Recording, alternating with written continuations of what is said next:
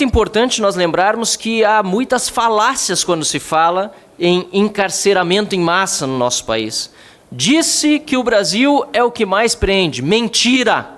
Mentira! Erga omnes, império da lei contra todos. Obrigado, presidente.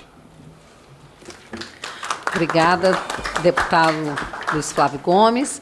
Passo a palavra agora ao deputado Marcel Van Hatten, pela liderança do Partido Novo, por 3 minutos.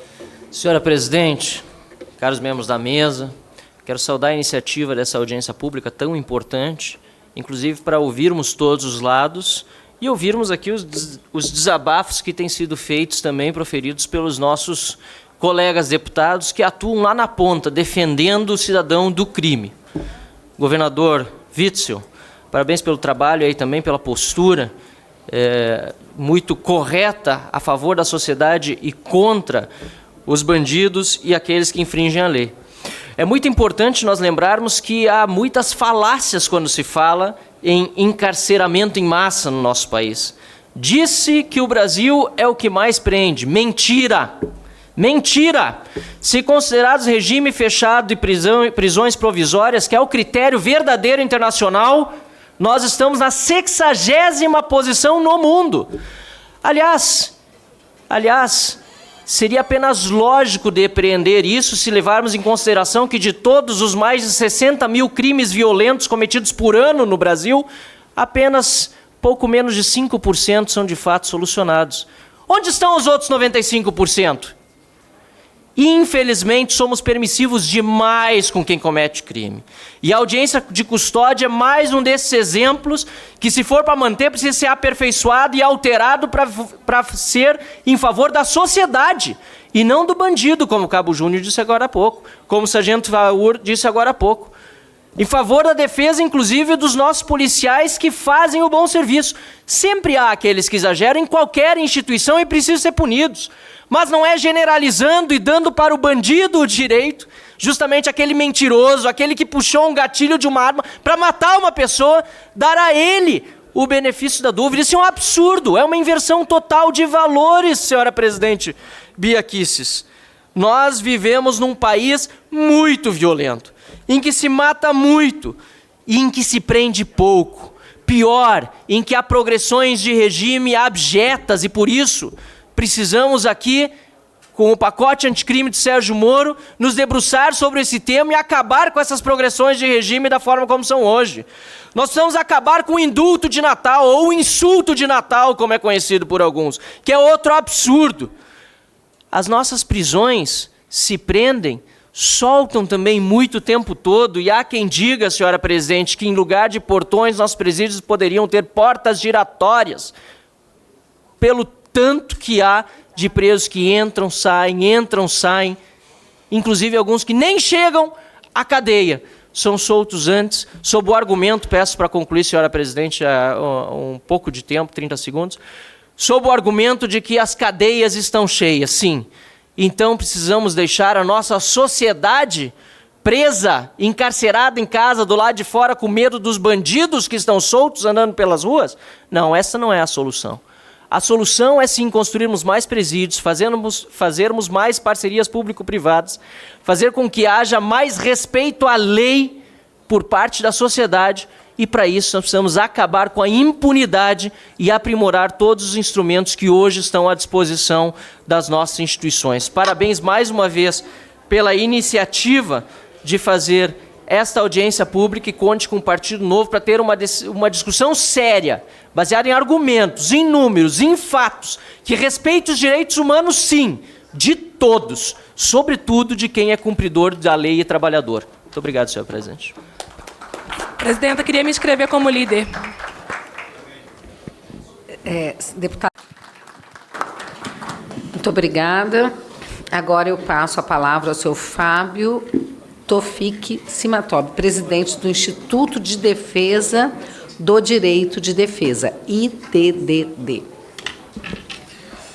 Bom dia a todas e todos. Cumprimento a mesa na pessoa da deputada Bia Kicis.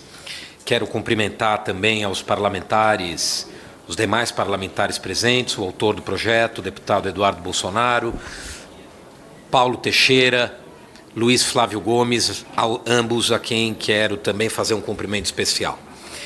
E ao Fábio Tradi, que também vi, mas deve ter ido embora. Senhores, apenas para que compreendam a minha fala aqui, eu sou presidente de um instituto chamado Instituto de Defesa do Direito de Defesa.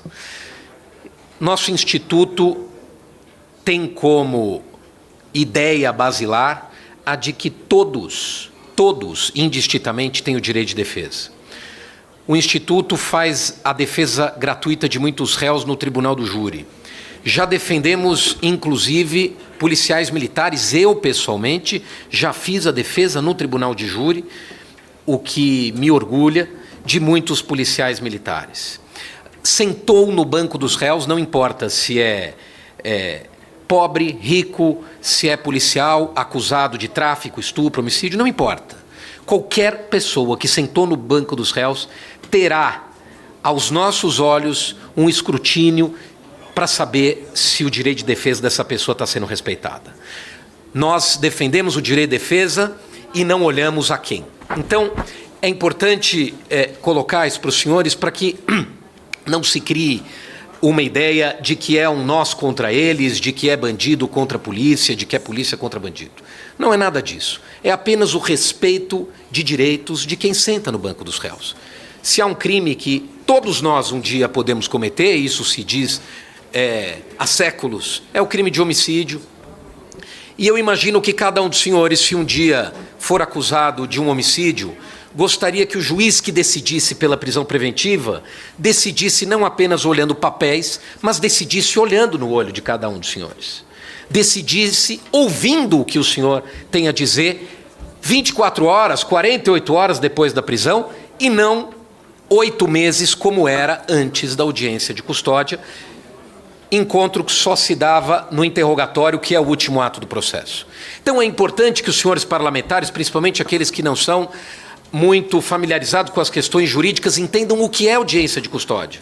A audiência de custódia é nada mais, nada menos do que um encontro do juiz com o preso nas primeiras horas do flagrante.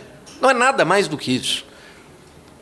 Encontro que no Brasil ocorria meses depois da prisão. Eu mesmo defendi um policial militar, certa feita, que foi impronunciado pelo juiz, mas permaneceu preso o processo inteiro. Talvez, se houvesse audiência de custódia naquela época, deputado Eduardo Bolsonaro, esse policial teria ficado solto desde o começo. Então veja que aqui não é um instituto que visa defender este ou aquele cidadão. É um instituto que visa resguardar o estado de liberdade de qualquer pessoa acusada de um crime no Brasil. É apenas isso. E eu vejo aqui, senhores deputados, até um pouco diferente do que eu esperava, e essa é uma casa de consensos. Eu vejo que na mesa há um consenso. Ninguém é contra a audiência de custódia. O que me leva a crer que a proposta, respeitosamente elaborada pelo deputado, vai ser rejeitada, porque ela simplesmente propõe acabar com a audiência de custódia. E eu não ouvi ninguém que foi ouvido aqui hoje dizer que concorda com a extinção da audiência de custódia. Há quem propõe, desde do eminente corregedor da Polícia Militar até o governador do Rio de Janeiro, aperfeiçoá-la e modificá-la, discussão, inclusive, que está sendo travada há alguns anos no projeto de Código de Processo Penal que corre nesta casa ou no Senado Federal? Aqui nesta casa. Portanto, é importante para que até facilite a compreensão daqueles que não são familiarizados com as questões jurídicas. Há um consenso. Ninguém é contra acabar com a audiência de custódia. Eu extraio, inclusive, da fala do governador, do meu querido amigo Jaime Oliveira, presidente da AMB, que trouxe uma pesquisa importante feita dentro do judiciário brasileiro a respeito do que eles entendem da audiência de custódia.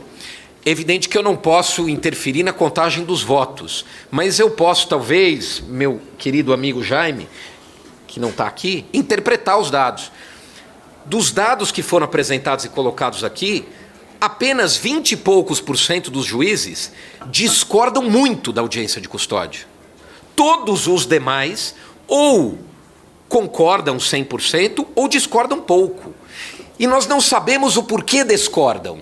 Discordam porque são contra a realização da audiência ou discordam do formato e sugerem modificações. É importante entendermos isso, porque senão ficamos com a impressão de que todos os juízes brasileiros são contra, e não é o diagnóstico que eu faço como advogado criminal, que frequenta o foro, e como vários outros aqui que frequentam e conversam com os juízes. Há críticas, e na justiça sempre vai haver quem pensa de um lado, quem pensa de outro e quem pensa do lado intermediário. É preciso entender exatamente o que se está criticando. Os juízes que não concordam muito, que discordam muito da audiência. Precisa entender o que eles estão criticando. Mas, sobretudo, aqueles que discordam pouco, deputado Kim Kataguiri, é preciso ouvi-los para saber o que esses deputados exatamente não concordam. Talvez ouçamos deles críticas que foram feitas aqui, de que é preciso aperfeiçoar, o juiz que faz pergunta. Vossas Excelências provavelmente vão se deparar no Código de Processo Penal com propostas que tornem o sistema brasileiro mais acusatório. O que significa um sistema acusatório? O juiz não interfere no processo. A acusação fala e defesa fala, o juiz não é inerte. O juiz não vai atrás da prova, como inclusive disse o governador Wilson numa entrevista que estava dando. O juiz não investiga. Essa é uma luta, corregedor Leonardo Siqueira, é uma luta antiga da advocacia. O juiz não interfere. Eu acho errado o juiz perguntar. É o Ministério Público que tem que fazer esse tipo de pergunta. São aperfeiçoamentos que podem ser feitos. Perguntas afirmativas feitas por um juiz em audiência pode revelar já um ânimo pré-concebido de julgar desta ou daquela forma. Talvez possamos acabar, deputado Luiz Flávio Gomes, com as perguntas afirmativas feitas por juízes. Não só na audiência de custódia, mas nas audiências de produção de prova, de oitiva de testemunha. Há muito a ser aperfeiçoado. Mas o que eu quero trazer aos senhores é dados. O IDDD, o instituto que eu presido, e não foi na minha presidência, foi na gestão anterior, celebrou um convênio, foi convidado pelo CNJ na época a participar, a celebrar um termo de compromisso e participar da implementação das audiências de custódia em todos os estados. Nós tivemos a honra de participar ao lado do Lanfred, que foi o juiz responsável e encarregado pelo ministro Lewandowski na época de implantar a audiência de custódia em todo o Brasil. Nós estivemos em todas as audiências de custódia. Vejam os senhores que todos os estados brasileiros aceitaram implantar. Não importa de que partido fossem, não importa de que ideologia fossem, todos os estados, em questão de meses, 2, 3 meses, implantaram as audiências de custódia nos seus estados. Não houve resistência a isso. E nós, depois de implantada a audiência de custódia, fomos incumbidos de realizar algumas pesquisas, um monitoramento disso. E eu quero trazer alguns dados aos senhores do que foi colhido nesse monitoramento, para os senhores verem que a audiência de custódia não serve nem para prender, nem para soltar. Ela serve para aumentar a capacidade sensorial do julgador. O juiz antigamente decidia a prisão preventiva com venda nos olhos e ouvidos fechados. Ele julgava papel. Hoje ele olha a pessoa, ouve a pessoa e decide. Se nós formos dizer que a audiência de custódia é perigosa porque solta demais, nós estaremos criando uma suspeição em todos os juízes do Brasil. Porque a audiência de custódia não acabou com o poder do juiz de decidir se alguém fica preso ou se alguém fica solto. Perigoso esse caminho de achar que a simples realização de uma audiência vai levar a um caminho ou vai levar para o outro. Senhora Presidente, eu me encaminho para o fim, pediria apenas 2 minutos para encerrar. Por exemplo, nos crimes de tráfico, 70% fica presa. Nos crimes de roubo majorado, que o governador citou como um dos crimes que mais assombram as populações brasileiras, 87,4% das pessoas ficaram presas. Quase 100%. No latrocínio, 83,33%. No homicídio, 76,9%. No feminicídio, aí realmente há um número menor, 55,6%. Nos crimes patrimoniais, sem violência, furto furto, que são crimes que o projeto Alexandre de Moraes, em alguns deles, chega a sugerir até que não haja ação penal pública incondicionada, só se a vítima quiser. Veja que mesmo nesses crimes que uma condenação não gera prisão, nós temos no furto 24% de réus mantidos presos em audiência de custódia. Na receptação, 40%. E no dano, se eu quebrar esse copo hoje aqui, dano ao patrimônio público, dolosamente, 29,4% ficam presos. Portanto, é uma falácia, data máxima vênia. Não é verdade que a audiência de custódia foi criada para soltar preso. Não é verdade isso. Ela foi criada para facilitar a decisão do juiz no filtro necessário para saber quem fica preso e quem não fica. Porque esse filtro é importante para que a gente possa socorrer o sistema prisional, que o governador Witzel tão bem mostrou ser um dos graves problemas hoje do sistema penal brasileiro. Mas para resolver esse problema é preciso filtrar quem entra no sistema. É preciso filtrar porque o sujeito que entra no sistema primário, com bons antecedentes, e não tem que ficar preso, ele 1 mês depois, deputado Eduardo Bolsonaro, ele sai membro do crime organizado. É importante filtrar para saber quem colocar e quem não colocar dentro do sistema prisional. Eram essas as minhas considerações, eu agradeço a atenção de vossas excelências. Agradeço ao doutor Fábio e passo agora a palavra